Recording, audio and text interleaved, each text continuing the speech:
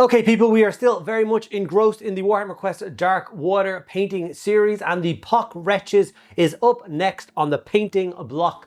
These are the basic infantry for the bad guys. You actually get 14 of these miniatures in the box set, and I'm going to be painting up 5 of them in today's video. There is quite a lot of detail in these miniatures. I don't think I could paint all 14 in one go, so my plan is to do 5, 5, and 4, just 3 batches of them. It's just kind of a comfortable number to paint, and obviously you do that over the course of a couple of days and you get all 14 out of the way, and that will really break the back of the project being the biggest mob in the box. Before I get into it though, I just want to say a huge thank you to all of my active patrons and supporters out there who keep the lights on and the cameras rolling. You guys are, of course, as always, awesome. You do receive an extra video every single week. You receive extra podcast episodes, access to a private Discord server, and a whole host of other awesome reasons. Also, we do a giveaway every single month. Last month we gave away an Imperial Knight. This month we're giving away a Real Space Raiders Battle Force box set for the Dark Eldar. If you want to get started with the Dark Eldar army, I will ship this anywhere in the world to one lucky patron. All you need to do, if you want a chance to win, is of course sign as a Patreon at any tier. Also, a big thank you to everyone out there who likes my videos, comments, and of course subscribes. You guys are absolutely awesome, and without you this channel wouldn't be where it is. So from the bottom of my heart, thank you guys so much. Okay, with all that out of the way, let's dive in and get these awesome models painted. Okay, so the Pox-Wretches are absolutely unbelievable sculpts. I've always been a big fan of kind of like the human wretches of the Chaos world and Marauders, the kind of pox walkers and all that kind of stuff. So these guys definitely tick my box. I'm really excited to get them painted. I'm really excited to field them in the board game. And I imagine they're the most common spawn as goes enemies. I'm reckoning you're going to come across them in pretty much the first episode. So, our first mission. So I'm excited to get them all painted. Whilst I was like between filming the painting of these 5 and actually doing the editing now, I've got all the base coats on the other 9 as well as I'm going. So I am flying through this box set so that I can very much dive straight into it in early January with a couple of my friends and start playing through the awesome missions. So just like the Demon Prince that we already did, we like to start the video series off with a bang by doing the Demon Prince, and then we went off and done the Bretonnian-esque Knight. In this one, we're going to go back to the more simplistic guys, and we're going to go bad guy, you know, good guy hero, bad guy mob, good guy hero, to try and get through it all. At least I will continue on that as long as people are watching the videos and enjoying them. If the viewership falls off and people aren't really that interested, then obviously I will stop the series there and then move on to something else. So if you guys want to see the entire box set painted up, please do make sure that you watch the videos to the end.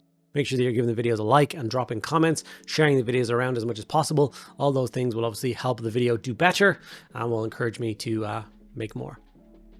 So we used Guilliman flesh for all of the skin sections and then moved over to Plague Bear flesh, one of my favorite contrasts, for the kind of top section of his cloth. He tends to have like trousers, and then there's like kind of like an old tabard or whatever, strung an old poncho over the top, which I did in Plague Bear flesh. Snakebite leather was then used for his trousers.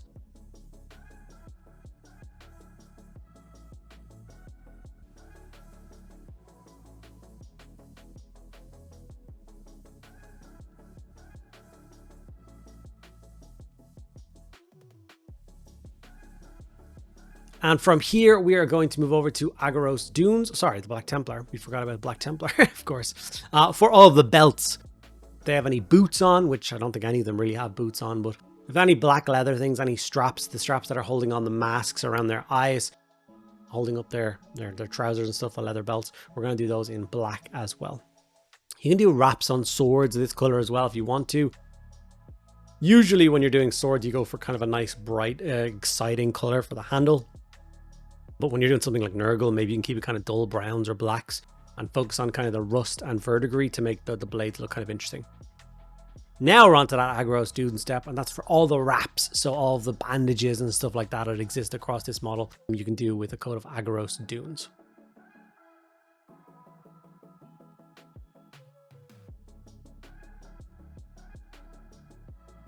Gore Grunter Fur was my color of choice for all of that rich wood that these guys have on their shields.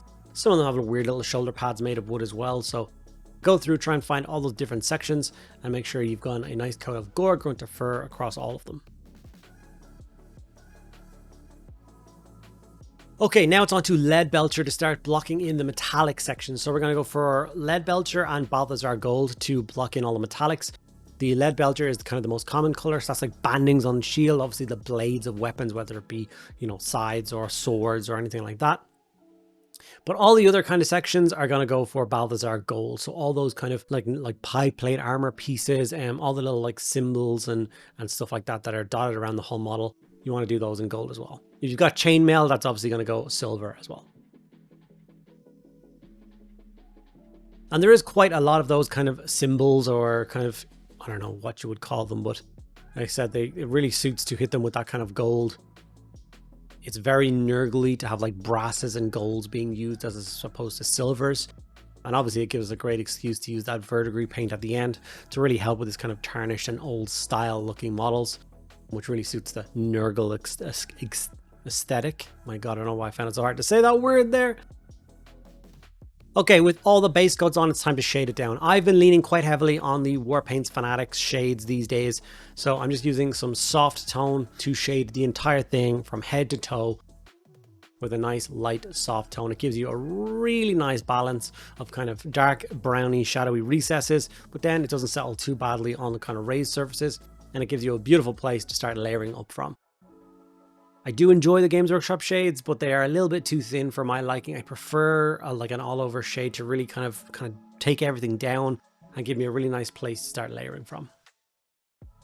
Now onto the first skin tone. We're going to go for Cadian Flesh Tone as the first highlight. And like I said, if you watched the Demon Prince or you've watched some of my Nurgle content recently, you know I've got this kind of new style of doing some Nurgle with almost like a fleshy tone.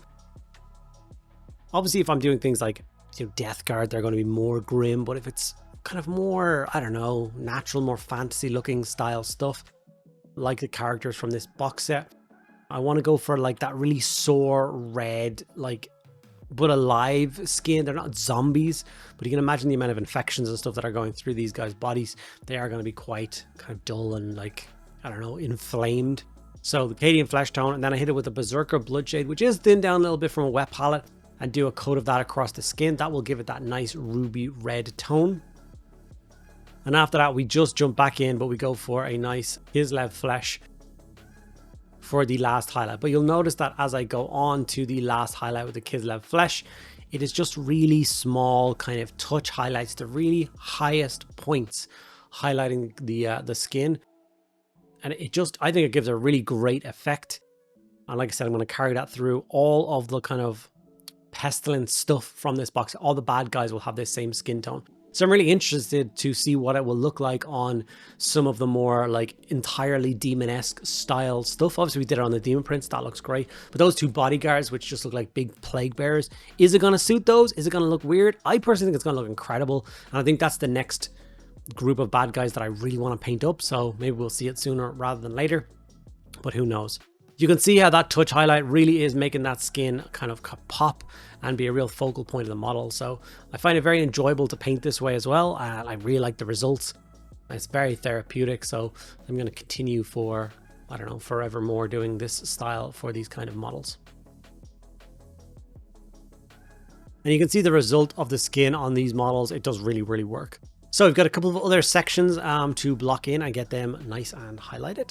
So the first thing we're going to do is the nice green. So we're going to go for Elysian green and Ogren camo, a standard highlight across both. One's going to act as the mid-tone and one's going to act as the highlight.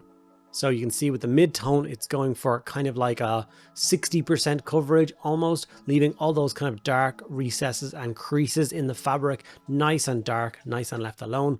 And then when we come back in with the highlight color, we're just aiming for the edges and the highest points of the natural folds of the fabric. And it really does add something. It makes the whole thing look really, really cool. Like you've put so much effort in when realistically you have not. Considering that these models, there's 14 of them in the box set. So, but there is a whole different like emphasis on these are a set for a board game. So you don't have an army's worth of models to paint. There's 49 miniatures in this box set, which is quite a lot of miniatures. I'm not going to lie. But you kind of want to do a really good job on every single piece, because once you do the 49 models, it's ticked. It's the whole set done. You can play it over and over again with your friends and kind of show off these really nice miniatures. And like each and every one of them is going to be individually kind of focused on when you're playing. You know, one guy's here is going to be fighting that Pox guy, and obviously that Pox guy is going to become his like whole world of what he's fighting. He's going to be paying attention to him. So I do like to spend a little bit more time just trying to make everything look nice. So all 14 of these guys are going to be painted to kind of a higher standard than I would if, like, let's say this was, you know, a squad of 20 Pox-Walkers for a Death Guard army. I would be flying through and wouldn't be doing so many layers, not mid-tone and highlights. It would just be the mid-tone, if you know what I mean. Let me know if that makes sense in the comments below. I think it's a super important, like, kind of thing to learn where to put your painting effort. Steel Legion Drab for a very quick highlight on the fabric around his trousers, or any of their trousers that they have. Okay, we're now going to move in with the lead belcher again, and we're going to add a quick highlight to all of the metallic parts. So that's both the bronze sections and all the silver sections that we shaded down with that soft tone from Army Painter. As you can see, I'm just going in very quickly, kind of rough, kind of dot highlights, just adding a little bit of brightness again to it, more the higher points where the light's going to hit. Quick brush over on the chainmail sections, and obviously pay attention to weapons and swords, give them that kind of gleaming, sharp edge. But then nice and dull and nurgly in kind of the center core or any of those kind of pock marks that exist on the metal.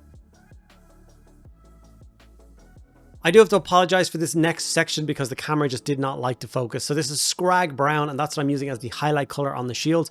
So as you can see, I am going with the wood grain and just adding a nice natural line highlight along the kind of higher sections of the shield. It will focus at the end when I show you the result, but unfortunately the actual action of doing it is all blurred, and I'm sorry for that. This is what the shield does look like, and as you can see, it looks quite nice. Kind of interesting. From here, it's time to really make everything kind of pop. So this is where the nilic oxide will come in. Obviously, these guys are all corroded and gross, so all those brass bits and all those kind of different symbols, we're going to feed the nilic oxide into the kind of gaps between the panels and then into all of the swirls, whether those swirls be on armor sections, whether they be built into weapons, faceplates, or indeed in the kind of center sections of shields. We're going to make sure to get that nilic oxide in there.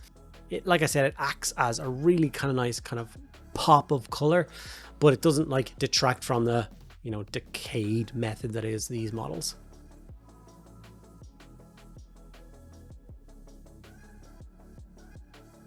And of course, feeding into the designs on the shields really do make them look kind of a little bit more magical and a little bit more crazy. So these are like life symbols that have been kind of corrupted. These shouldn't really exist on kind of pestilence style pieces, but they're here. So I want to make them stand out a little bit more.